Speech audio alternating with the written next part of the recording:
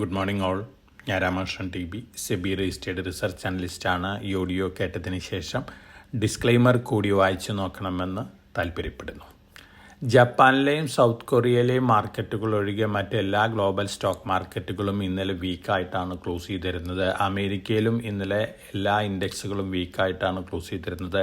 മെറ്റാറ്റ് പ്ലാറ്റ്ഫോമിൽ 11.33% ഇടിവുണ്ടായിട്ടുണ്ട്. അതുപോലെ തന്നെ മൈക്രോസോഫ്റ്റ്, ആമസോൺ, ഈ സ്റ്റോക്കുകളൊക്കെ ഇന്നലെ താഴെയാണ് ക്ലോസ് ചെയ്തിരുന്നത്. ആൽഫബറ്റും ആപ്പിളും ഒഴികെ മറ്റെല്ലാ ടെക്നോളജി സ്റ്റോക്കുകളും ഇന്നലെ വീക്കായിരുന്നു. ഇതിന് പ്രധാനപ്പെട്ട കാരണം മെറ്റ പ്ലാറ്റ്ഫോമിൻ്റെ റിസൾട്ട് സ്ലൈറ്റ്ലി ബിലോ എക്സ്പെക്റ്റേഷൻസ് ആയിരുന്നു. നെറ്റ് പ്രോഫിറ്റ് വന്നത്, അതോടൊപ്പം തന്നെ വലിയ രീതിയിൽ ക്യാപെക്സ് പ്ലാനുകളുണ്ട്. ഒപ്പം അഡീഷണൽ $16 ബില്യൺ ടാക്സ് ചാർജും വന്നിരുന്നു. അതിൻ്റെ ഒരു ഇമ്പാക്റ്റിലാണ് മെറ്റ പ്ലാറ്റ്ഫോം താഴെ ക്ലോസ് ചെയ്തത്.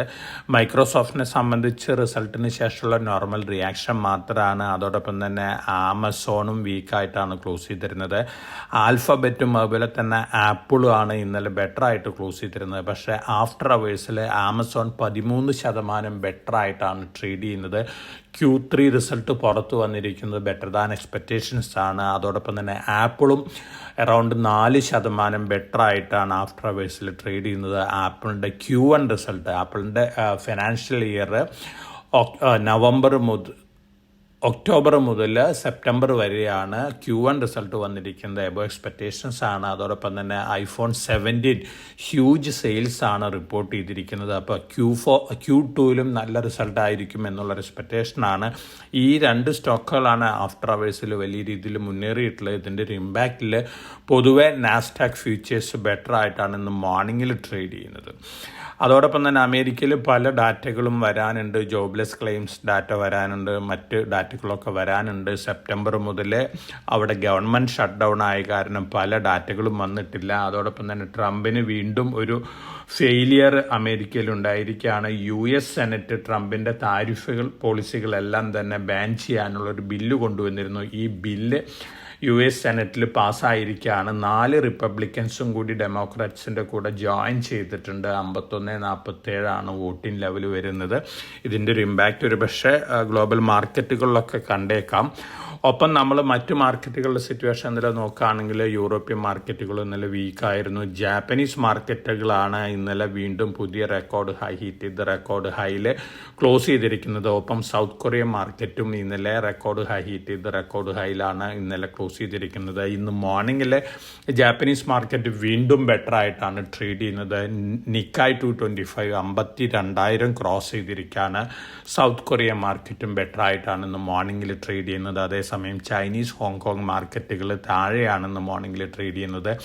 ഇന്നലെ ഇന്ത്യയിൽ നല്ല സെല്ലിംഗ് പ്രഷറാണ് കണ്ടിരുന്നത്. ഇതിന് പ്രധാനപ്പെട്ട കാര്യം ഫോറിൻ പോർട്ട്ഫോളിയോ ഇൻവെസ്റ്റേഴ്സിൻ്റെ സെല്ലിംഗ് തന്നെയാണ്. 3077.59 കോടി രൂപയ്ക്കുള്ള സ്റ്റോക്കുകൾ അവർ വിറ്റിട്ടുണ്ട്. അതേസമയം ഡൊമസ്റ്റിക് ഫണ്ടുകൾ 2469.34 കോടി രൂപയ്ക്കുള്ള സ്റ്റോക്കുകൾ വാങ്ങിയിട്ടുണ്ട്.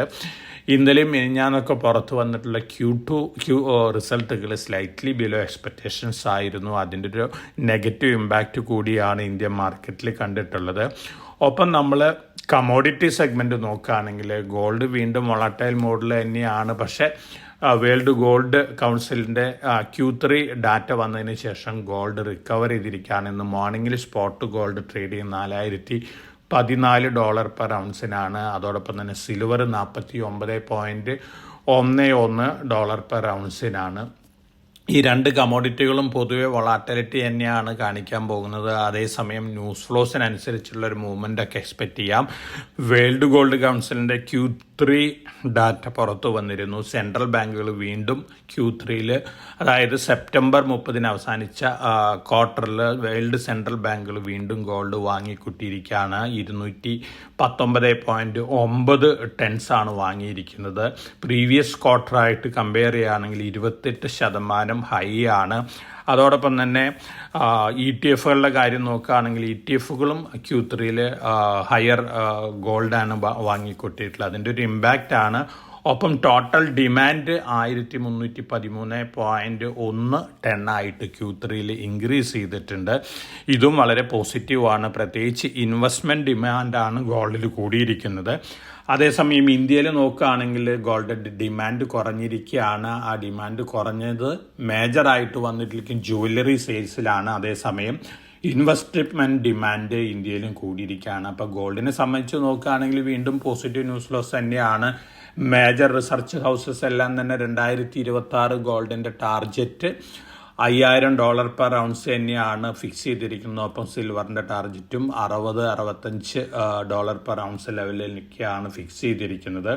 ഒപ്പം ഈ ക്വാർട്ടർ റണ്ണിങ് ക്വാർട്ടർ ഒക്ടോബർ മാസത്തെ ഡാറ്റ ഈ റണ്ണിങ് ക്വാർട്ടറിലാണ് അനൗൺസ് ചെയ്യാൻ പോകുന്നത്. ഒക്ടോബർ മാസത്തിൽ എത്രത്തോളം ഗോൾഡ് സെൻട്രൽ ബാങ്കുകൾ ബൈ ചെയ്തിട്ടുണ്ടോ ആ ഡാറ്റ പുറത്തു വരുമ്പോഴായിരിക്കാം ഒരുപക്ഷെ വീണ്ടും വലിയ രീതിയിലുള്ള ഒരു മൂവ്മെൻറ്റ് ഗോൾഡ് പ്രൈസിൽ കാണാനായിട്ട് സാധിക്കുക. അതേസമയം കഴിഞ്ഞ 6 ദിവസത്തെ ആക്ടിവിറ്റി നോക്കുകയാണെങ്കിൽ ഗോൾഡ് ETF ഹോൾഡിങ്സ് കുറഞ്ഞുകൊണ്ടിരിക്കുകയാണ്. ധാരാളം ഇൻവെസ്റ്റ്മെൻറ്റ് പ്രോഫിറ്റ് ബുക്കിംഗ് നടക്കുന്നു എന്നുള്ള ഇൻഡിക്കേഷനാണുള്ളത്.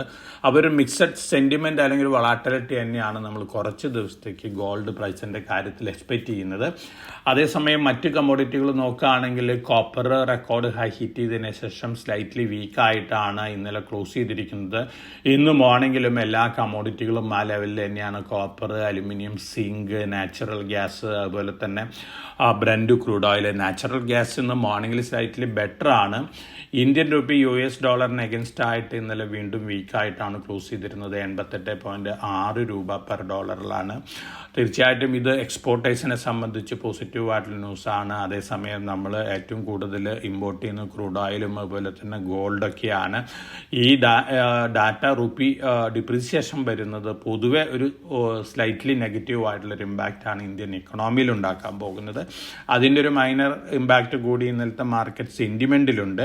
ഇന്ന് നമ്മൾ എക്സ്പെക്റ്റ് ചെയ്യുന്നത് ഫ്ലാറ്റ് ഓപ്പണിംഗ് ആണ്. അതിനുശേഷം സ്റ്റോക്ക് സ്പെസിഫിക് ആയിട്ടുള്ള അപ്പ് മൂവ്സ് ആണ് എക്സ്പെക്റ്റ് ചെയ്യുന്നത്. ധാരാളം പോസിറ്റീവ് ന്യൂസ് ലോസ് ഒക്കെ ഉണ്ട്. പക്ഷെ പുറത്ത് വന്നുകൊണ്ടിരുന്ന Q2 റിസൾട്ടുകൾ പലതും ബിലോ എക്സ്പെക്റ്റേഷൻസ് ആണ്. ഓവറോൾ നോക്കുകയാണെങ്കിൽ സ്ലൈറ്റ്ലി എബവ് എക്സ്പെക്റ്റേഷൻസ് ആണ് Q2 റിസൾട്ടുകൾ പുറത്തു വന്നിരിക്കുന്ന ഇന്ത്യയിൽ. നമ്മൾ പ്രതീക്ഷിച്ച രീതിയിലുള്ള ഹൈപ്പൊന്നും തന്നെ പല റിസൾട്ടുകളിലും കാണുന്നില്ല. മറിച്ച് പല കമ്പനികളും ബെറ്റർ ദാൻ എക്സ്പെക്റ്റേഷൻസ് റിസൾട്ടുകൾ കാഴ്ചവെച്ചിട്ടുണ്ട്. അതോടൊപ്പം തന്നെ ധാരാളം ഓർഡർ ബാഗിങ് ന്യൂസുകളും ഉണ്ട്. ഭാരത് ഇലക്ട്രോണിക്സ് വീണ്ടും 732 കോടി രൂപ ഓർഡർ ബാഗ് ചെയ്തിട്ടുണ്ട്. ഭാരത് ഇലക്ട്രോണിക്സിനെ സംബന്ധിച്ച് പോസിറ്റീവാണ്. അതോടൊപ്പം തന്നെ BEML 350 കോടി രൂപ ഓർഡർ ബാഗ് ചെയ്തിട്ടുണ്ട്. ഡ്രെഡ്ജിങ് കോർപ്പറേഷനിൽ നിന്നാണ്.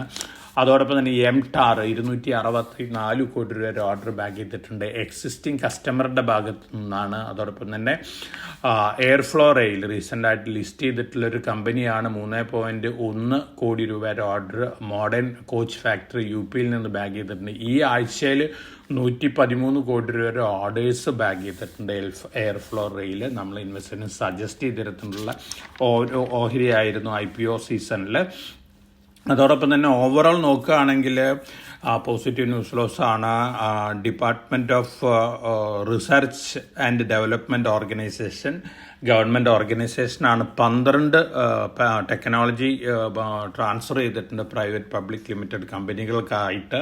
ഇതിലേറ്റവും കൂടുതൽ ബാഗ് ചെയ്തിരിക്കുന്നത് Bharat Electronics, Bharat Dynamics Limited, മറ്റെല്ലാം തന്നെ അൺലിസ്റ്റഡ് കമ്പനികളാണ്. അതേസമയം ലിസ്റ്റഡ് കമ്പനിയുടെ സബ്സിഡിയറി ഉണ്ട് പനേഷ്യ മെഡിക്കൽ ടെക്നോളജീസ്. പനേഷ്യ ബയോടെക്കിൻ്റെ ഒരു കമ്പനിയാണ്. ഒരു മെഡിക്കൽ ടെക്നോളജിയും കൂടി അവർ ബാഗ് ചെയ്തിട്ടുണ്ട്. അപ്പോൾ ഈ ന്യൂസ് പൊതുവെ ഈ കമ്പനികളെ സംബന്ധിച്ച് പോസിറ്റീവാണ്. ഡീറ്റെയിൽസ് ഒന്നും തന്നെ പുറത്തു വന്നിട്ടില്ല. അതോടൊപ്പം തന്നെ SEBI bank Nifty, bank X, അതുപോലെ തന്നെ ഫിൻ നിഫ്റ്റി ഈ ഇൻഡെക്സുകളുടെ സ്റ്റോക്കുകളുടെ നമ്പർ കൂട്ടണം എന്നുള്ളൊരു അഭിപ്രായമാണ് പറഞ്ഞിരിക്കുന്നത്. ബാങ്ക് നിഫ്റ്റിയിൽ മിനിമം 14 ഉണ്ടായിരിക്കണം എന്നുള്ള റിപ്പോർട്ടുണ്ട്. അതോടൊപ്പം തന്നെ ഒരു സ്റ്റോക്കിൻ്റെ വെയിറ്റേജ് 20% ക്യാപ്പ് ചെയ്യണമെന്ന് പറഞ്ഞിട്ടുണ്ട്. ടോട്ടൽ 3 സ്റ്റോക്കുകളുടെ വെയിറ്റേജ് 45% കൂടാൻ പാടില്ല എന്നുള്ള ഒരു കാര്യമാണ് സെബി വ്യക്തമാക്കിയിട്ടുള്ളത്. തീർച്ചയായിട്ടും ജാനേ സ്ട്രീറ്റ് എപ്പിസോഡിന് ശേഷം അനോമലീസ് ഉള്ള ഇൻഡെക്സുകളിലെല്ലാം തന്നെ വലിയ രീതിയിലുള്ള മാറ്റങ്ങൾ വന്നേക്കാം. തീർച്ചയായിട്ടും മാർക്കറ്റിനെ സംബന്ധിച്ച് വളരെ പോസിറ്റീവായിട്ടുള്ളൊരു ന്യൂസ് തന്നെയാണിത്.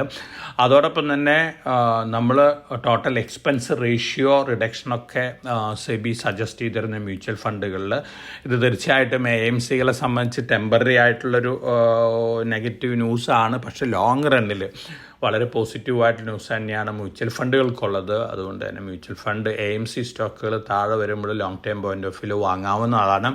ഏറ്റവും ഇമ്പോർട്ടൻ്റ് ആയിട്ടുള്ള ഒരു stock long time point of view നോക്കുകയാണെങ്കിൽ ജിയോ ഫൈനാൻഷ്യൽ സർവീസസ് ആണ്. ബ്ലാക്ക് റോക്ക് ജിയോ ഫൈനാൻഷ്യൽ സർവീസസിൻ്റെ JV പാർട്ട്ണറാണ്. ജിയോ ബ്ലാക്ക് റോക്കിൻ്റെ AMC ഇവിടെ പ്രവർത്തനം ആരംഭിച്ചിട്ടുണ്ട്. ഡിജിറ്റൽ മോഡിക്കോടെയാണ് ട്രാൻസാക്ഷൻസ് മുഴുവൻ നടക്കുന്നത്. വളരെ പോസിറ്റീവായിട്ടുള്ള റിപ്പോർട്ടുകളാണ് വന്നുകൊണ്ടിരിക്കുന്നത്. വളരെ റിസ്ക് കുറവുള്ള ഒരു AMC കമ്പനി ജിയോ ഫൈനാൻഷ്യൽ സർവീസസിൻ്റെ അണ്ടറിലുണ്ട്. അപ്പോൾ ജിയോ ഫൈനാൻഷ്യൽ സർവീസസ് ലോങ് റണ്ണിൽ നല്ല രീതിയിൽ മുന്നേറാൻ സാധ്യതകളുണ്ട്. ഫ്യൂച്ചേഴ്സ് ആൻഡ് ഓപ്ഷൻ സെഗ്മെൻറ്റിൽ പ്ലേ ചെയ്യുന്ന ഇൻവെസ്റ്റേഴ്സിനെ സംബന്ധിച്ച് കവേഡ് കോൾ സ്ട്രാറ്റജിയൊക്കെ എവരി മന്ത് അപ്ലൈ ചെയ്യുന്നതായിരിക്കും. അതോടൊപ്പം തന്നെ റിലയൻസ് ഇൻഡസ്ട്രീസും പോസിറ്റീവ് ന്യൂസ് ഫ്ലോസ് ഉണ്ട്. റിലയൻസും ഗൂഗിളും കൂടിയിട്ടൊരു ടൈപ്പ് വന്നിട്ടുണ്ട്. ഗൂഗിൾ AI Pro ടൂളുകൾ 18 മാസത്തേക്ക് ജിയോ സബ്സ്ക്രൈബേഴ്സിന് കൊടുക്കാനുള്ള തീരുമാനമായിട്ടുണ്ട്. റിലയൻസിനെ സംബന്ധിച്ചും പോസിറ്റീവായിട്ടുള്ള ന്യൂസ് തന്നെയാണ്. കോൺകോഡ് കൺട്രോൾ ഫ്യൂഷൻ ഇലക്ട്രോണിക്സ് എന്ന് പറയുന്ന ഒരു കമ്പനീനെ അക്വയർ ചെയ്തിട്ടുണ്ട്. ഒപ്പം ഇന്നലെ പുറത്ത് വന്നിട്ടുള്ള ന്യൂസുകൾ അല്ലെങ്കിൽ Q2 റിസൾട്ടുകൾ നോക്കുകയാണെങ്കിൽ Welspun Corp, United Spirits, Lodha, Gravity India ഈ കമ്പനികളൊക്കെയാണ് ബെറ്റർ ദാൻ എക്സ്പെക്റ്റേഷൻസ് ഇന്നലെ പുറത്ത് വിട്ടിട്ടുള്ളത്. അതോടൊപ്പം തന്നെ Reliance Kelvinator BPL brand refrigerators മാർക്കറ്റിൽ ഇൻട്രൊഡ്യൂസ് ചെയ്യാൻ പോവുകയാണ്. 2019 ഇലക്ട്രോലെക്സിൽ നിന്ന് കെൽവിനേറ്റർ ബ്രാൻഡ് റിലയൻസ് അക്വയർ ചെയ്തിരുന്നു. അതോടൊപ്പം തന്നെ BPL ബ്രാൻഡ് 2020 അക്വയർ ചെയ്തിരുന്നു. അപ്പോൾ ഈ 2 ബ്രാൻഡിലുള്ള പ്രൊഡക്റ്റുകൾ വളരെ ചീപ്പായിട്ടായിരിക്കും മറ്റ് ബ്രാൻഡുകളായിട്ട് കമ്പയർ ചെയ്യുമ്പോൾ മാർക്കറ്റിൽ ഇൻട്രൊഡ്യൂസ് ചെയ്യാൻ പോകുന്നത്. പൊതുവേ ഈ ന്യൂസ് പോസിറ്റീവാണ് റിലയൻസ് ഇൻഡസ്ട്രീസിനെ സംബന്ധിച്ച്. ഇതൊക്കെയാണ് ഇന്നത്തെ മാർക്കറ്റ് ന്യൂസുകൾ. അതോടൊപ്പം തന്നെ പ്രൊമോട്ടേഴ്സ് ഇന്നലെ ബൈ ചെയ്തിട്ടുള്ളത് NRB ബെയറിങ്ങിലാണ്. ഈ ന്യൂസ് NRBനെ സംബന്ധിച്ച് പോസിറ്റീവാണ്. ഓവറോൾ നമ്മളിന്ന് എക്സ്പെക്റ്റ് ചെയ്യുന്നത് ഒരു മ്യൂട്ടഡ് ഓപ്പണിങ്, അതുപോലെ തന്നെ സ്റ്റോക്ക് സ്പെസിഫിക് ആക്ഷൻസ് ആണ്. US ചൈന ട്രേഡ് ഡീൽ ഡിസ്കഷനൊക്കെ ട്രംപും ചൈനീസ് പ്രസിഡന്റും തമ്മിലുണ്ടായിരുന്നു. കാര്യമായിട്ടുള്ള അനൗൺസ്മെൻറ്റുകളൊന്നും വന്നിട്ടില്ല. ഒരു വർഷത്തേക്ക് കൂടി എക്സ്റ്റെൻഡ് ചെയ്തിരിക്കുകയാണ് പല ഡീലുകളും. ഒഫീഷ്യലായിട്ടൊരു ഡീലും സൈൻ ചെയ്തിട്ടില്ല. അതേസമയം അഡീഷണൽ ആയിട്ട് ഇമ്പോസ് ചെയ്തിരുന്ന 100% ടാക്സ് വിഡ്രോ ചെയ്തിട്ടുണ്ട്. പക്ഷേ ഇപ്പോഴും ചൈനീസ് ഇമ്പോർട്ടിന്മേലുള്ള ഡ്യൂട്ടി അറൗണ്ട് 50% വരുന്നത്. തീർച്ചയായിട്ടും അടുത്ത ദിവസങ്ങളിലൊക്കെ ഒരു അനൗൺസ്മെൻറ്റ് വന്നേക്കാം. അതോടൊപ്പം തന്നെ India US trade deal related announcement ഒക്കെ വന്നേക്കാം. അപ്പോൾ അതിനനുസരിച്ചുള്ളൊരു ഇമ്പാക്റ്റ് ഒക്കെ നമുക്ക് മാർക്കറ്റിൽ എക്സ്പെക്റ്റ് ചെയ്യാം. അതുവരെ Q2 റിസൾട്ടുകളായിരിക്കാം മേജറായിട്ടുള്ള ഇവൻറ്റുകൾ ഇന്ത്യൻ മാർക്കറ്റിൽ. അപ്പോൾ വളരെ കോഷ്യസ് ആയിട്ട് മാർക്കറ്റിൽ മൂവ് ചെയ്യുക. എല്ലാവർക്കും നല്ലൊരു ട്രേഡിൻ്റെ ആശംസിച്ചുകൊണ്ട് ഞാൻ ഇന്നത്തെ പ്രീ മാർക്കറ്റ് കമൻറ്ററിയോട് അവസാനിപ്പിക്കുകയാണ്. Thank you.